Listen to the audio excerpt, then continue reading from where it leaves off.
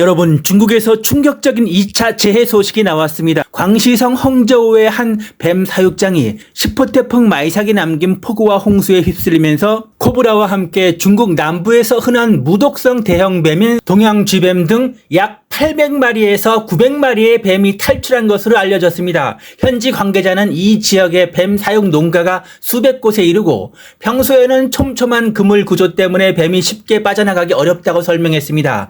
하지만 이번에는 물이 너무 많이 불어나면서 사육장 자체가 무너졌고 그 과정에서 뱀들이 밖으로 빠져나간 것입니다. 현지 당국은 뱀 물림 사고에 대비해 병원에 뱀독 혈청을 추가로 확보하고 의료진을 배치했으며 주민들에게 야간 외출을 줄이고 풀숲과 저지대 고인물 주변을 피하라고 안내했습니다. 이 소식이 중요한 이유는 중국의 폭우 피해가 이제 단순 침수 수준을 넘어선 거죠. 저수지 붕괴, 제방 붕괴, 산사태, 토네이도성 강대류 그리고 뱀 사육장 붕괴까지 중국은 이미 폭우 이후에 2차 재해가 현실화되고 있습니다. 실제로 중국 곳곳에서는 폭우와 산사태 피해가 이어지고 있습니다. 중국 광시성, 후베이성,甘肃성 등 여러 지역에서 폭우와 강풍 피해가 발생했고 사망자도 최소 15명으로 늘어난 것으로 전해졌죠. 광시성에서는 강한 폭우로 저수지와 제방 일부가 무너졌고 수재민이 9만 명을 넘어섰습니다.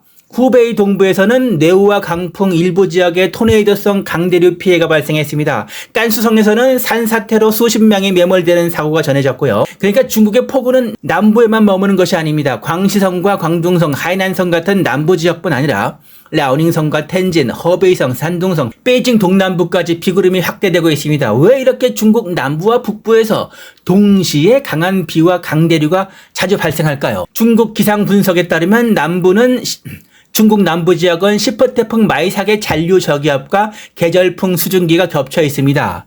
10호 태풍 마이삭은 태풍으로서는 사실상 사라졌지만 그 잔류 저기압과 수증기는 아직 중국 남부의 폭우 재료로 남아있는 것입니다.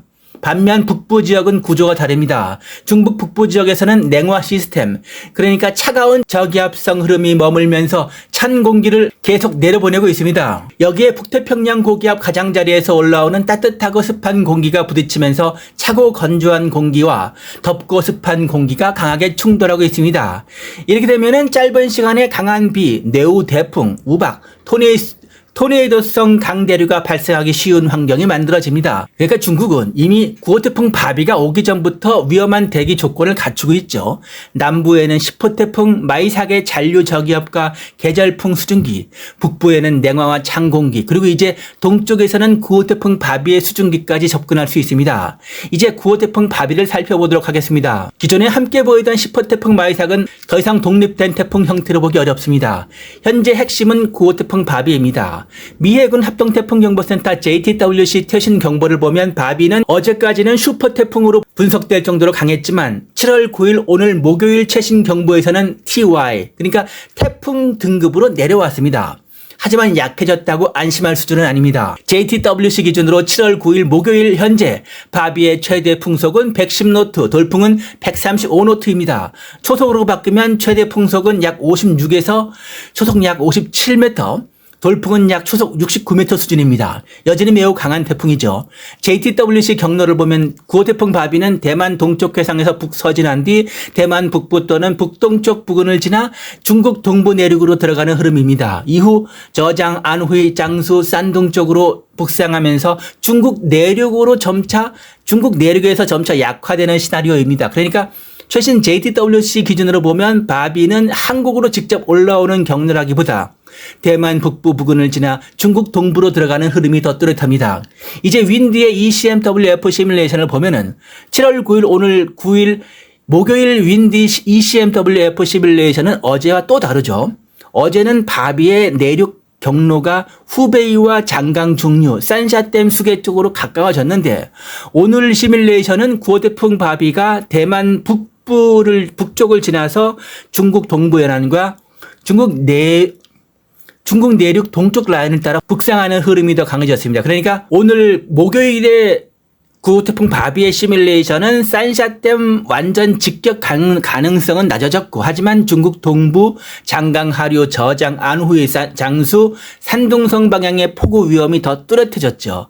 여기서 중요한 질문이 나올 수 있습니다. 그렇다면 9호 태풍 바비가 산샤댐을 직격하는 것인가? 윈디 ECMWF의 어제의 바비의 시뮬레이션을 보면은 이 저기압과 수증기가 장강 중류와 산샤 때문에 매우 가까워졌죠. 하지만 오늘 7월 9일 JTWC와 윈디 ECMWF를 함께 보면 구호태풍 바비의 중심 경로는 산샤댐을 정확히 찍는 직격 경로라기보다는 중국 동부 내륙과 장강 하류 그리고 북쪽 산동성 방향으로 더 기울어져 있죠. 현재 단계에서는 산샤댐을 완전히 직격한다, 붕괴 위험하다라는 것은 과장이고, 하지만 안심할 수 없는 것이, 왜냐하면 태풍의 위험은 중심이 정확히 어디를 지나느냐만으로 결정되지 않기 때문입니다.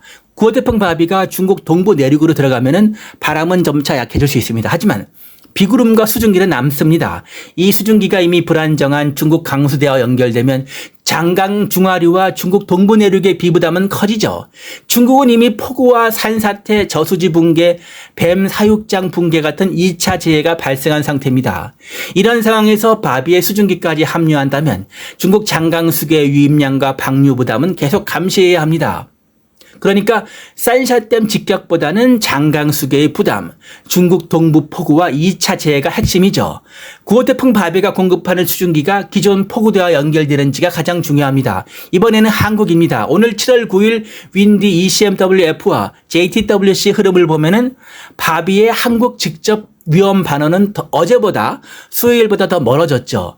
바비의 중심 경로는 한국이 아니라 대만 북부와 중국 동부 내륙 쪽입니다. 따라서 지금 단계에서 한국 직접 상륙은 아니다 라고 말할 수 있겠지만 한국이 완전히 안전하다는 뜻도 아닙니다.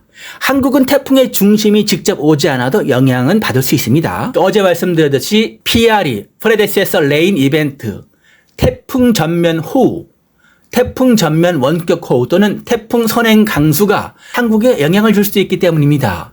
PRE는 태풍 중심이 멀리 있거나 다른 방향으로 가더라도 태풍이 끌어올린 고온 다습한 수증기가 앞쪽의 전선과 만나면서 태풍보다 먼저 먼 지역에 강한 비를 만드는 현상입니다. 따라서 구호태풍 바비가 끌어올리는 수증기는 한반도 주변 장마 전선과 연계될 수 있고, 그 경우에 한국은 태풍의 직접 상륙은 아니지만 PRE형 집중 호우를 조심해야 합니다. 그러니까 한국의 위험은 태풍의 눈이 아니지만 태풍 전면 수증기, 한반도 현재 주변의 정체전선, 이 장마전선, 내륙에 쌓인 열기와 습기, 이 세 가지가 결합하면 한국의 좁은 지역에 갑자기 강한 비가 쏟아질 수 있습니다. 결론은 중국의 경우에는 대만 북부를 관통하느냐, 대만 북동쪽을 스치느냐, 그리고 중국 동부 내륙으로 들어간 뒤 얼마나 많은 수증기를 남기느냐. 한국은 구호태풍 바비의 전면 수증기가 한국 장마전선과 연결되느냐.